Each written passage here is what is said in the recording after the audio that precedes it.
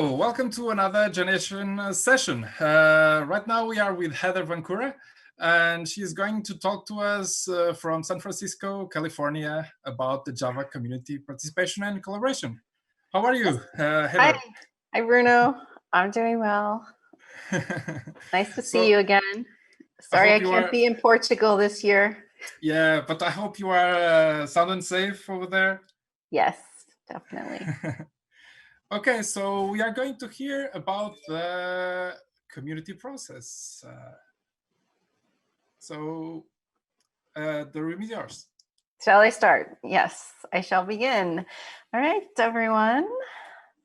So today I'm going to share with you about how to participate in the evolution of the Java platform. I'll tell you a little bit about myself.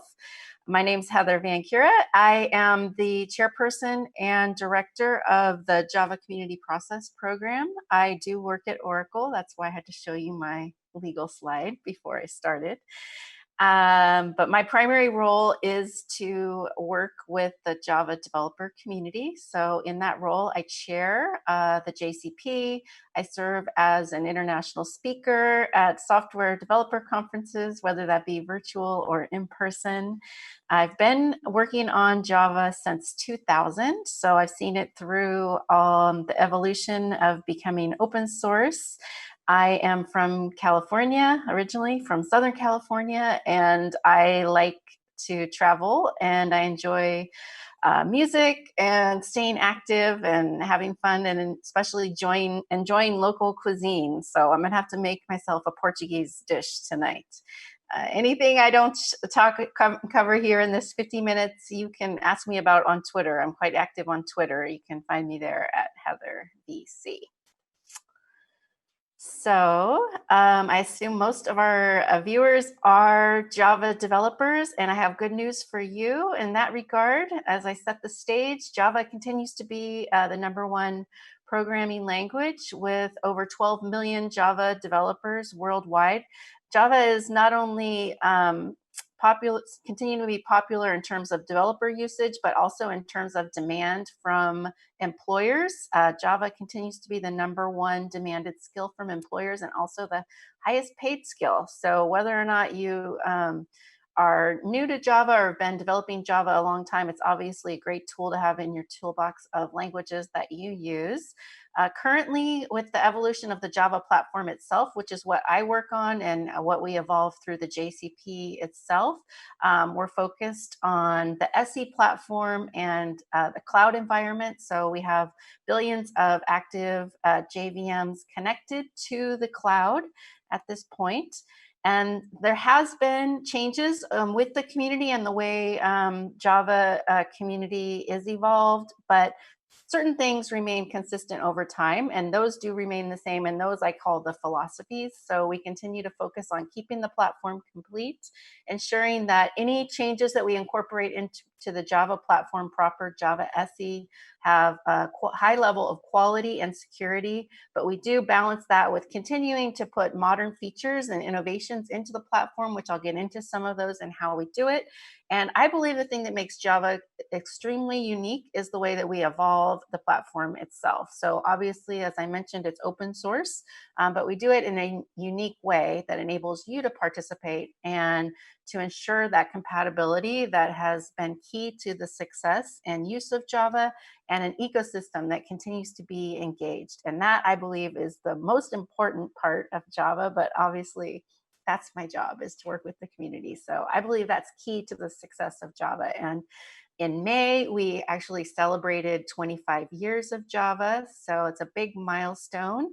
I'll be putting out some initiatives coming up in the next month for Java community leaders to help us in celebrating 25 years of Java, but also looking at that next generation. So how do we continue to have Java be the #1 programming language for years to come? So how we can bring up that next generation of Java developers to have a world that's moved by Java. So a lot of Java developers don't realize that in addition to being an open source project, the platform is actually overseen by an organization called the Java Community Process, the JCP. So I'll share just 10-minute overview of what that is and what it looks like. I mentioned I'm the chairperson of the JCP. So what that means is I lead the organization. It means I lead an executive board, which we call the executive committee, and I have a small staff that supports me in doing that. But the bulk of the work of the JCP itself is done by Java developers, by Java community members, and anyone who would like to join and participate in that process can do so. So we have the organization structured in ways where we have leaders of the project called specification leads, and we have expert group members who support that specification lead in delivering the work. And then we have contributors who serve on specific projects. And then we have a general membership. So members vote for the executive committee, and they also can provide comments and input to the specification leads as they develop the projects. So why would developers want to get involved in this effort? As I said, it's open to anyone. That doesn't mean every developer has to participate, but every developer can. And some of the key reasons that Java developers choose to get involved with the program is the impact on their career, as well as the ability to keep on top of the evolutions into the platform. So be on that cutting edge of knowing when the new features are coming out, and also to be seen as a leader at their employer, in their local communities, and eventually on a global scale, which many of the experts who participate in the JCP move on to be rockstar speakers, Java champions, Java user group leaders, etc. And I think one of my favorite quotes when I ask people why they want to participate in the JCP, my favorite is from Heinz Kibbutz, who said, joining the JCP is like being a Java citizen because it affords you those voting rights that come up every year, and ability to participate and have a say in what continues to be put into the Java platform. So the projects that are developed through the JCP are called JSRs. So that's a Java specification request. If you've been a Java developer for a while, you've probably heard of the term JSR, but you may not know what it means. So a Java specification request is covered by a spec license. That's where we get the compatibility of Java. And built into the JCP organization is the fact that we want to have multiple implementations. So that's something that's different in terms of being just an open source project where you have one project that you take and implement. With Java, through the structure we have set up with the JCP, we encourage multiple implementations because we believe that makes the ecosystem larger. It creates choice for developers, but also for customers and employers who want to be able to have choices in their implementation. So basically, every project within the JCP, it's not just the source code like you see in many open source projects. So the source code is the reference implementation that's developed in open source, but with a JSR, you have three deliverables: the specification, the reference implementation, and the test suite. So the test suite ensures that compatibility. So you can test the multiple compatible implementations against the implementation. The implementation is built to the specification. So all three of those things work together, like I have shown in the compatibility triangle here. So this is how it works with the Java platform. Every version of the Java platform is a JSR. It's a single version of a specification. Every JSR has a leader. It's developed in open source with an expert group. They are all JCP members, and every JSR delivers those three things that I talked about: the spec, the RI, and the TCK. And every JSR that goes into the Java platform, whether it's the platform itself or a standalone optional package for the Java platform, it goes through the same cycle. It has open reviews and it has a votes by the executive committee, and also has contributors or associate members of the JCP providing their impact and input. And that's an international effort. We do have members all over the world in all 6 continents. When I was traveling around the world, I used to say I've been to every continent except Antarctica. That's still the case. Haven't been to Antarctica. But we have development efforts going on throughout the world, and our members are joining from all over the world. One thing that's changed since the initiation of Java was we don't just have corporate members, which is how we started, with corporate members wanting to participate and influence the future of the Java platform. We now have companies, nonprofit groups, open source groups, Java user groups, and individual developers. And individual developers now make up the majority of the JCP membership. So we have memberships available for every type of member, and members vote for the executive committee. And as I mentioned earlier, the executive committee votes on all the projects that happen through the JCP, as well as help me to oversee the organization and provide guidance in how we evolve the organization. And currently we have this pictures from our face-to-face at Twitter last year at the end of 2019 in San Francisco. We had 20 members on the EC, and every year we have our elections where we elect these folks who's going to represent the Java community on the executive committee. And as I mentioned, in the JCP, we have open standards and open source, and that continues to be the case. So we have open source as a requirement for how the technology is evolved, but we continue to standardize. So we cooperate on the standard, and we have the multiple vendors compete on multiple implementations. So we believe this results in more implementation and greater adoption of the standard. So now I'll get into a little bit more of the detail of how this works in practice. So we have open source implementations. And as I mentioned, Java SE, the Java platform, is developed and ratified through the JCP, but the open source implementation of Java SE is developed through OpenJDK. So the open source project that where it's developed is OpenJDK, and OpenJDK then creates Java enhancement proposals, or JEPs, that feed up into the JCP, into a JSR that is then overseen and voted on by the JCP executive committee. So I'll give you some examples of how this works. So the last version of the Java SE platform that was ratified through the JCP is Java 14. That was released in March. We've had several changes over the last few years where we moved to ability to have a modular Java platform, and also to move at a faster pace with a faster release cadence. So we have Java platform JSRs coming out every 6 months.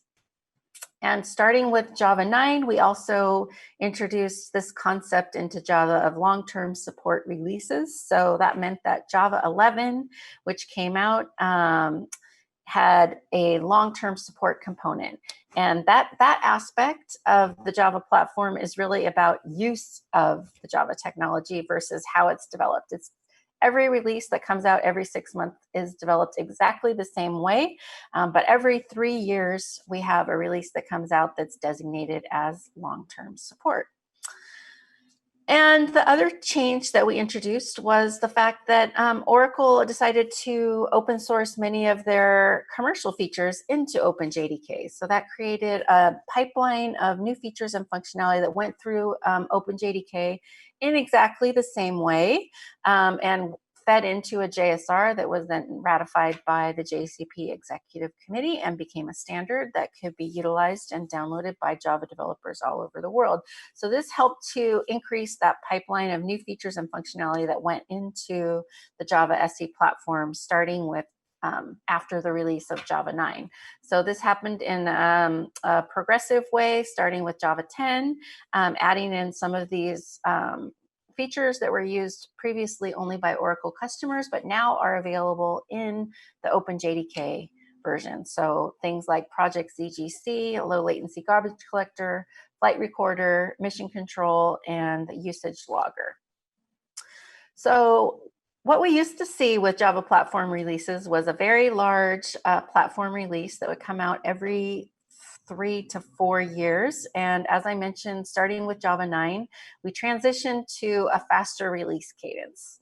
So this Java 9 back in 2017 was the last major release that had that huge number of features. So while it was developed in a similar way through OpenJDK with Java enhancement proposals that were fed into a JSR through the JCP, it had over 100 new features that were put into that version of the platform, which is how it traditionally worked up until Java 9. But after Java 9, we announced that we were going to move at a faster pace. So starting 6 months later in March 2018, Java 10 was released. And what that means is it's a feature release that came out 6 months later with whatever work was going to be ready to be integrated into that platform release. So for example, with Java 10, we had 12 Java enhancement proposals. So you can kind of compare and contrast there. With Java 9, we had over 100 new features, Java enhancement proposals. With Java 10, only 12.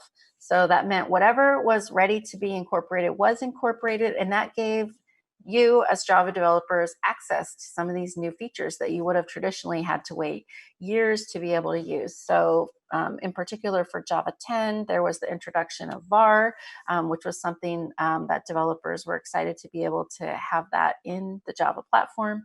So we continue to move along at this cadence. So in September 2018, we had Java 11. Initially, we thought that would be a smaller release with 4 JEPs. It ended up having 17 different enhancement proposals. Many of those commercial features I talked about that were put into the project by Oracle made it into this release. So that adds into the features that are available starting with Java 11. And again, 6 months later in March 2019, Java 12 was available. 8 JEPs went into this. Another thing that I like to call out here is what I started to notice around this time with the faster release cadence, new features become available, but also you start to see more contributions from community members who are actually participating in the open source project and not people who are just commenting or consuming the technology, but actually making contributions to the technology. So that's one of the side effects that we've seen as we've moved to this more modern development release cycle of every 6 months. First of all, it allows us to create more features and functionality and make those available to Java developers sooner. It also enables more contributions, more motivation for developers to put their projects and contributions into the project because they're going to see a more immediate payback within, if it makes it into that release cycle within 6 months, you'll be able to use some of those new features and functionality. So Java 13 came out in September 2019. Also, we introduced this idea of preview features. So a couple of the features that were available starting with Java 13 back in September were introduced as preview features. And these are some of the features that I think developers started to get a little bit more excited about. As preview features, these are features that are completely specified. So they're specified in the specification document, but they aren't turned on by default. So you have to go in and turn on the preview features. And the development team in OpenJDK is still looking for feedback on these features. But a couple of the exciting ones that, from my conversation with developers, people get most excited about are the switch expressions and the text blocks. So those became available and ready for developers to use, but also importantly, to provide their feedback. So Java 14 is the release that's available now. That's the one, if you go to download the latest release of Java, that's the one that's available for use in production. It was approved by the executive committee in March of this year. It included 15 JEPs. I think probably the most popular one from my conversations with developers is the addition of records. Created a lot of excitement, but we're already working on 15. So with Java 15, it's planned to come out in September of this year. But what we do have, and what's even more important now on this faster release cadence, are early access builds. So every couple of weeks, a new early access build comes out, and that's open to anyone. What that means is you can use and download that build in development, not in production. and provide your feedback. And in addition to providing feedback, you can assess or analyze what changes you would need to make in your application in order to migrate to that version. So what we've seen with the smaller releases of a smaller amount of new features going into the releases is it becomes easier to migrate in between Java versions. It's less of a major software development project that takes months. It's more of a continuous integration project that happens on an ongoing basis. And a key part of that is the availability of the early access builds. So in addition to Java 15, there continues to be work going on in the projects within OpenJDK. So every one of those releases I just showed to you is a project in OpenJDK. Actually, the project for Java 16, JDK 16 is actually just getting started. So while those are projects in OpenJDK, in addition to that, we also have the named projects. So these projects continue to be ongoing. And while in the past we might have picked one of these projects to target for a major release, that's not the way it works anymore. What happens is as things are ready in these projects, they're targeted, JEPs are created and then they're targeted for particular platform releases. So what that means is you might have little pieces of each one of these development projects going into a platform release as it becomes ready and as it can become integrated into the platform release. So these are some of the projects that I will highlight for you today. These provide opportunities in addition to getting involved in downloading the early access builds of the release that's being developed, like Java 15 right now. Downloading those early access builds, that's one way to get involved. Another way is to follow and join these projects that are in development for some of the new features and functionality that will come beyond Java 15. So I'll walk you through a few of those, and then I'll give you some tips on how you can get involved. So some people ask, how will they know what's coming? That's why I highlight some of these. But you can know that in terms of the investments that are being made into the Java platform, security will continue to be our #1 priority. But there are also some particular areas where we're looking at focusing time and effort into those projects. So projects that improve developer productivity and continue to enhance the compatibility of Java, looking at how we can improve and increase density with Java, improving the startup time, also improving predictability and simplifying serviceability and profiling. And the corresponding projects are where we will develop some of those new features and functionality. So Project Valhalla is one that's making some good progress. It's one that has its own builds, independent builds that are available for you to check out in terms of the prototype that they're thinking of developing for providing Java enhancement proposals that'll be targeted for future versions of the Java platform. So within Project Valhalla, they're looking at value types, looking at optimizing data, and its big problem is object identity. So Valhalla has its own wiki page, its own project. It has its own discussion list. And as I mentioned, it has its own download available. So if you want to see a prototype of what this work might look like as it gets integrated into the Java platform in versions to come past Java 15, this will be a good place for you to go. Project Valhalla. So Heather, is there Yes. any news about the final timeline for the release of Valhalla? So the way it works with the new release cadence of every 6 months, we don't put dates out there. So that was the way we used to do it, right? We would estimate, oh, this will take us a few years. We don't do it that way anymore. So the best way to get an idea is to follow the project. You can get even a summary. One sign when things are starting to get ready is after you have the prototype build, right? The project specific build of, this is kind of where we think the direction is heading. You'll have Java enhancement proposals created, or JEPs. right? And then once you get the JEP started, those will be worked on within Project Valhalla. And then when those get a little further along, they'll be targeted for a specific platform release. So we're not at that point yet. But I believe from some of the conversations I've had with people in the project, we're starting to get closer. So for instance, Umberto, who's a professor from Italy working in London, he's started to develop a workshop that he could lead with and work on with the Java community in London, right? So to kind of get people used to that. So we're kind of starting to get closer, but we don't have a particular time frame on when you can expect to see that. Okay. But it's definitely, time to start taking a look at it if you want to start getting really far ahead of where the Java platform is going. Yes, because this is one of those projects that has been around for a very long time and with a lot of expectation around it. So I think there is a lot of excitement around it. Well, the nice thing about it is we can have parts of it come out, right? We don't have to wait until it's completely finished. Like one example I use is Project Jigsaw, right? It took 10 years from start to finish until it was completely finished and put into Java 9, right? With Valhalla, the new release model we have, if a few JEPs are ready to get targeted into 16 or 17, they can do so. We don't have to wait for the entire project to finish. So things can be released incrementally rather than waiting until everything's finished. And that can be less disruptive to development and migration, but also give you some of the access to that new feature. That's great. Let's hope for the best. Yes.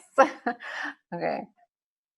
Another one is Project Portola. So this looks at optimizing Java for the world of containers, really important for continuing to have Java remain the first choice for cloud deployments. So Project Portola is moving along in OpenJDK for that purpose.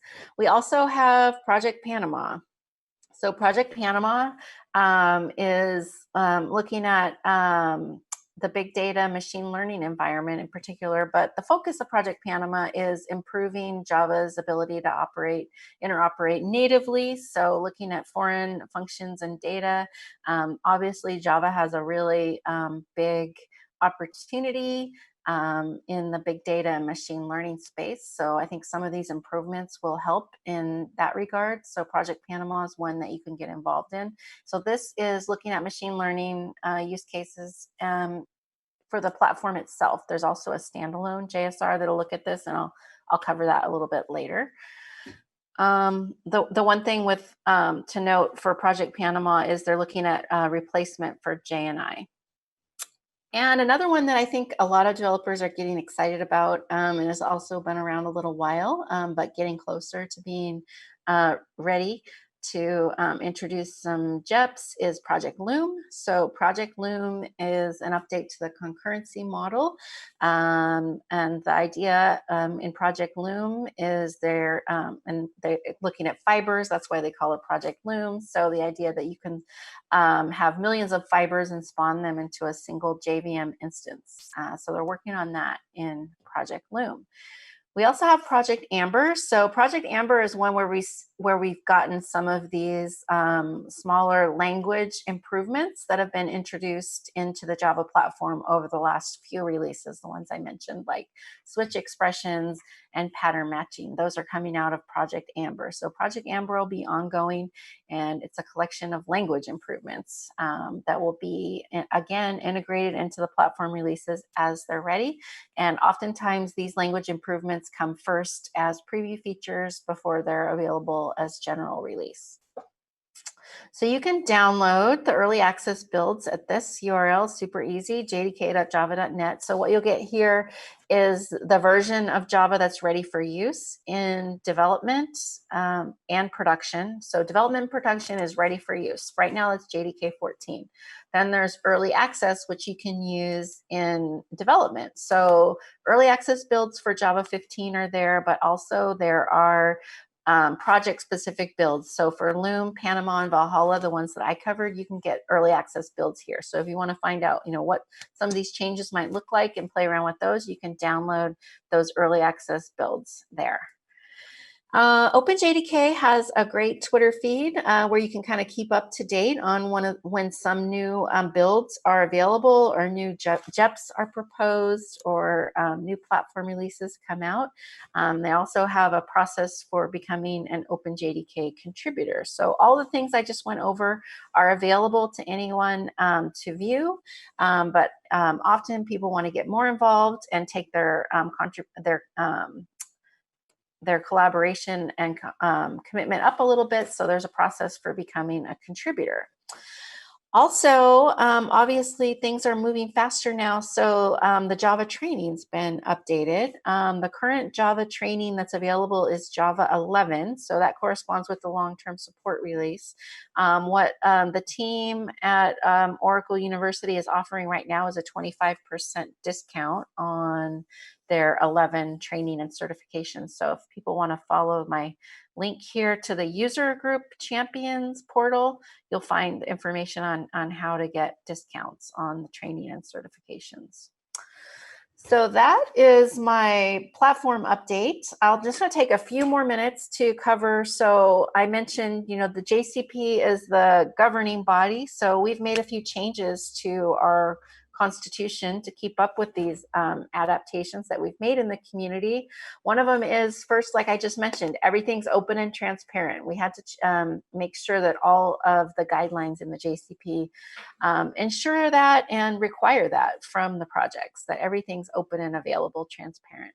We also looked at the fact that, we used to have lots of focus on the different platforms standardizing. We've focused now on Java SE. So we've merged the ECs and we've also resized the EC. So it's a little bit smaller than it used to be when we were overseeing Java ME, Java SE, and Java EE. And we also looked at how we can allow groups and projects to move faster, but also continue to participate. So that means that we looked at ways that we can eliminate any barriers there might be to people participating and looking at that at all levels. That means we eliminated fees and we also made everything electronic and introduced levels of membership. Where it used to be one size fits all, any type of member, we now have different types of membership for different types of people who want to get involved. So we have associate members for individuals. As I mentioned, that's the majority of our membership at this point, transitioned from primarily corporate to primarily individual. And we also introduced partner memberships. So those are for Java user groups. So we have hundreds of Java user groups all over the world. They are active and engaged in the JCP and in evolving the Java platform itself. They can join the JCP as partner members. And then we continue to have the full members. So full members are companies. We also have provisions for individuals who want to serve on an expert group to be able to continue to serve as full members as well. And then we streamline our JSR development cycle. So we made some enhancements to make it a little bit more iterative, a little bit more agile, more in line with the way software is developed today versus how the structure of JSRs moving through the process used to be more in line with a waterfall method, which isn't how software is developed today, but it's also not how JSRs are developed anymore. So we made those improvements to bring things in line.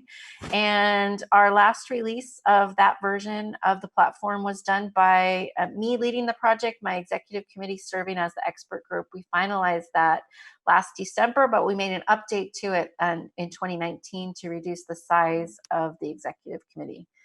So that means that the JCP is more open than it ever was before, but it begs the question of how can we get more people to participate? We've changed the rules and adapted the rules to allow more participation, but how we can get more people actually making contributions and participating.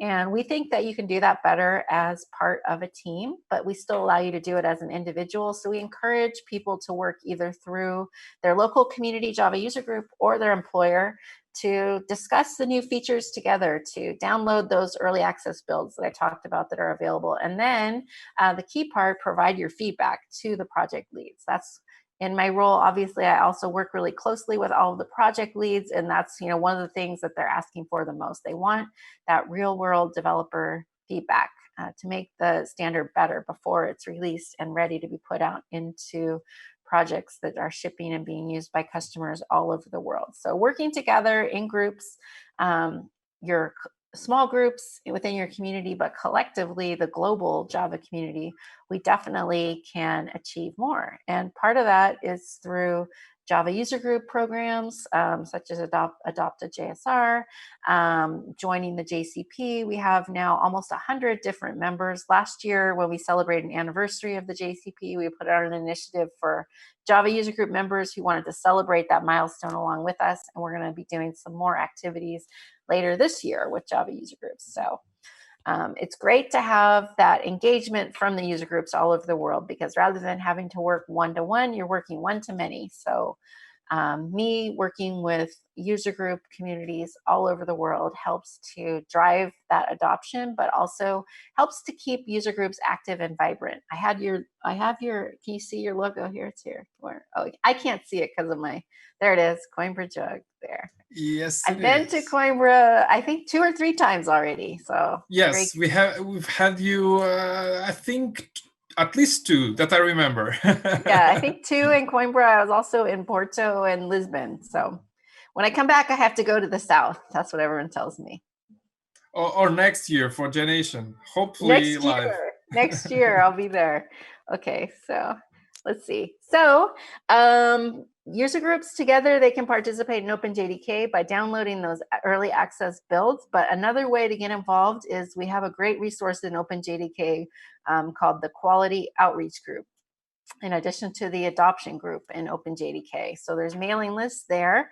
And here, early access builds page looks like this. You can see you have all the options. You can have each developer can download their version, but then you can discuss it together, right? So you can review the changes since the last build. You can review the issues that were addressed in the build, and then maybe you bring an application that you want to test the build against and discuss, troubleshoot any issues you would have, and then together, share all of your feedback in the adoption group. That's one great activity for small groups of developers to do together.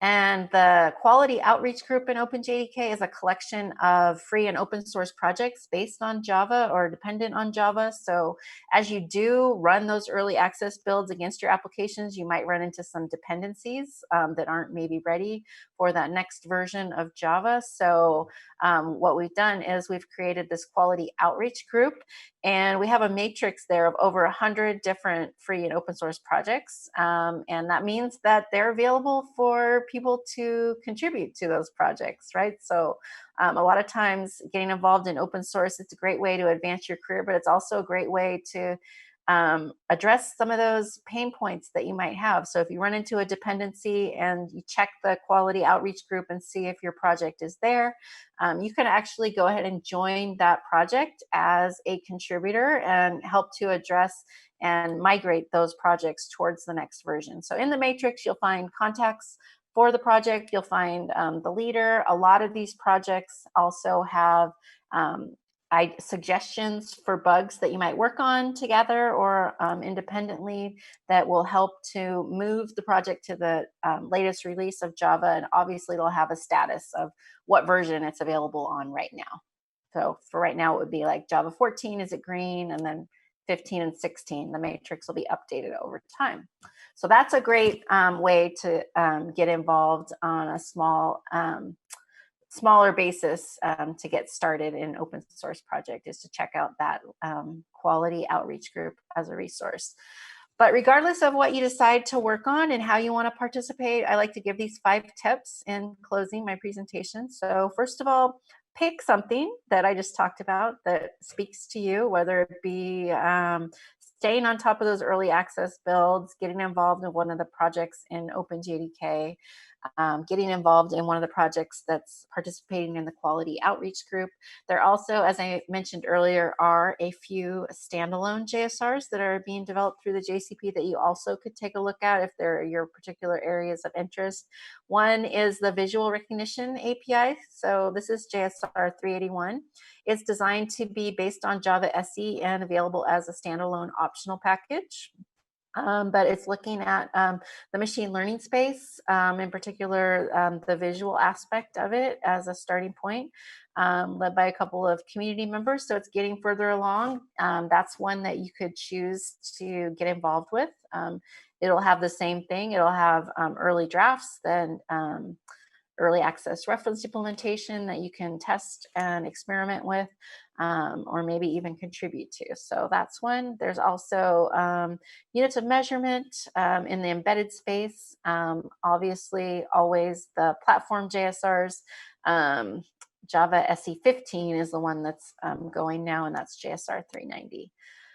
So pick one thing. All of the projects, whether they're projects listed in the OpenJDK quality outreach group, or they're an actual JSR, they're going to have access to communications as well as issue tracking and drafts that you can download.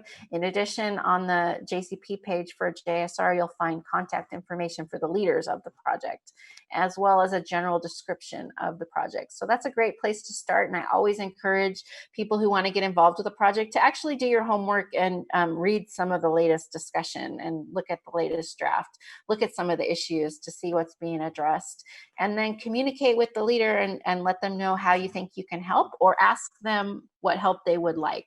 So a lot of times this communication step gets missed or skipped over in terms of someone will decide, I want to work on this, and then they skip the communication part and they go right to doing the work. So make sure you take the step, any project that you're going to participate in, that you introduce yourself as what you're working on, the value you can bring, and what you want to do, or ask, what you can do to help.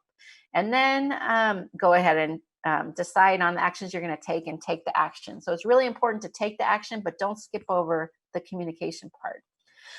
These are just some of the things that developers or groups of developers or Java user groups have had the most success with in terms of participating and engaging and contributing with any of these projects. But don't be limited by my suggestions. These are some of the things that have been the most successful, in particular, downloading and providing feedback on the early access reference implementation, the spec itself, providing comments, providing translations of anything that explains about the technology or gives you insight into it.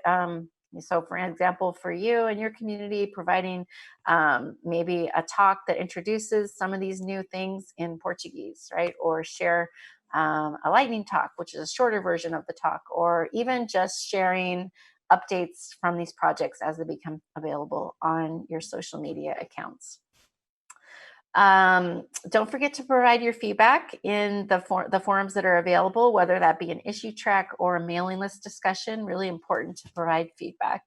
And remember that you can have fun. So organize some activities. It doesn't have to be a big group of people. Here's a small group of us from Code One last year.